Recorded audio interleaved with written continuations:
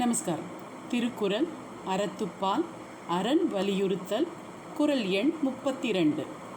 அறத்தினூங்கு ஆக்கமும் இல்லை அதனை மறத்தலின் ஊங்கில்லை கேடு என்கிறார் நம் திருவள்ளுவர். அதாவது அறத்தின் ஊங்கு ஆக்கமும் இல்லை. அறத்தை கடைப்பிடிக்கிறத காட்டிலையும் ஒரு பெரிய ஆக்கம்னா உயர்வு, வெற்றி அது இல்லை. அதை கடைப்பிடிக்கிறதுனால மட்டுமே தான் நமக்கு கிடைக்கும் அப்படிங்கிறத எதிர்மறையாக சொல்கிறார். அதனை மறத்தனில் ஊங்கில்லை கேடு. அதை நீ மறந்துட்டினா அதை விட கேடு ஒன்றுமே இல்லை. ஸோ ஒருத்தன் வாழ்க்கைக்கு ஆக்கம், முன்னேற்ற பாதையை நோக்கி போக வைப்பது அறம். அவனை கெடுப்பாதையில் தள்ளிவிடுவது அந்த அறத்தினை மறத்தல். இதற்கு உதாரணமாக நம்ம தனி நபர்களை எடுக்காமல் ஒரு நல்ல கார்ப்பரேட் கம்பெனிகளை அலசி பார்க்கலாம்.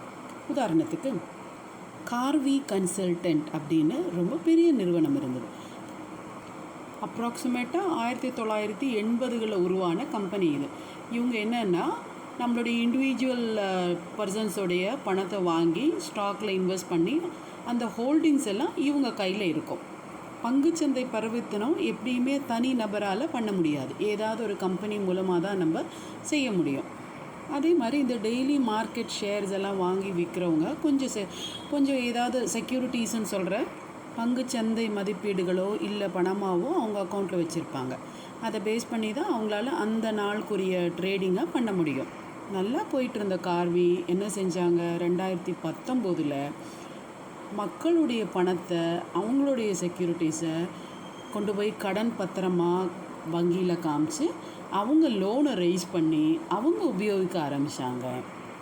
பல நாள் திருடன் ஒரு நாள் ஆம்பிடுவான்னு கண்டுபிடிச்சாச்சு. கண்டுபிடிச்சி இப்போ அந்த கதையை என்ன ஆச்சு தெரியுமா? கார்வி கன்சல்டன்ட்ங்கிற ஒரு கம்பெனியே இல்லாமல் போச்சு. 40க்கும் மேற்பட்ட ஆண்டுகளாக ஒரு ஸ்தாபனம் உருவானது அற வழியில் இல்லாமல், ஒரு கம்பெனியோட கோட்பாடுகளை படி நடக்காத இருந்ததுனால அந்த ஸ்தாபனத்தையே இழந்தாங்க. இப்போது அற வழியில் வாழ்ந்த ஒரு கம்பெனி பற்றி பார்க்கலாமா? நம்ம எல்லாருக்கும் தெரிஞ்ச கம்பெனி தான். டிவிஎஸ் சுந்தரம் ஐயங்கார் ஒரு தனி நபரால் 1911 தொடங்கப்பட்ட கம்பெனி. 113 வருஷங்கள் ஆச்சுங்க இன்னியோட. இந்த டிவிஎஸ் 50யோடைய லுக்கு என்ன லுக் இருக்குது யோசிச்சு பாருங்கள். வரக்கூடிய வெஹிக்கிள்ஸ் எல்லாமே டூ வீலர் ஆகட்டும், கார்கள் ஆகட்டும், மாடல் வருஷம் புதுசாக வந்து நிலைக்க முடியாமல் டொபக்குன்னு போகுது. ஆனால் நம்ம டிவிஎஸ் 50 பாருங்கள், 113 வருஷங்களாக இன்னும் மார்க்கெட்டில் இருக்குது. வருஷம் அவங்க மினிமம் 25% க்ரோத்தும் காமிக்கிறாங்க, லாபமும் காமிக்கிறாங்க. அங்கே வேலை செய்கிற எம்ப்ளாயீஸ் கிட்ட கேட்டாவே தெரியும் அவங்கள எப்படி நடத்துகிறாங்க, என்ன மாதிரி அங்கே ஃபங்க்ஷன் ஆகுதுன்னு. Excellent functioning. நாம் கொஞ்சம் கண்ணு ரெண்டையும் நல்லா பெருசாக வச்சு சுற்றி பார்த்தோம்னா நம்மளே சுற்றி வர இருக்கிற அறத்தோடு நடக்கக்கூடிய விஷயங்கள் தெரியும். எவ்ரி டைம் நம்ம நியூஸ் பேப்பரை பார்க்குறம்போது ஒரே கொலை அதெல்லாம் நடக்கும்போது உலகமே இப்படி தான் இருக்குதுன்னு நம்ம மனசு ரொம்ப டல்லாகிடுது. அதை நம்பவும் ஆரம்பித்து தைரியத்தை இழந்துடுறோம்.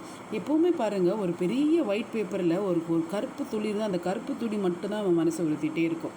அவ்வளோ தூரத்தில் இருக்க வெள்ளை தெரியறதில்லை. அறத்தோடு வாழ்கிறவங்க லிஸ்ட்டுன்னு தேடினா கூகுளில் ரொம்ப கஷ்டமாக இருந்தது. ஆனால் ஃப்ராடுலன்ஸு, கரப்ஷன், ஊழல் அப்படின்னு தேடினா வருஷத்துக்கு 4 பேர் போட்டு வருது. என்ன சொல்ல வரேன்னா, அறத்தை மீறினால் கேடு விளையும் என்பது உறுதியானாலும் அறத்தோடு வாழ்பவருக்கு நிச்சயம் மேன்மை உண்டு. அதனால் அதை நோக்கி அதை பார்த்து நாம் கற்றுக்கொண்டு வாழ்வோமாக. தேங்க்யூ.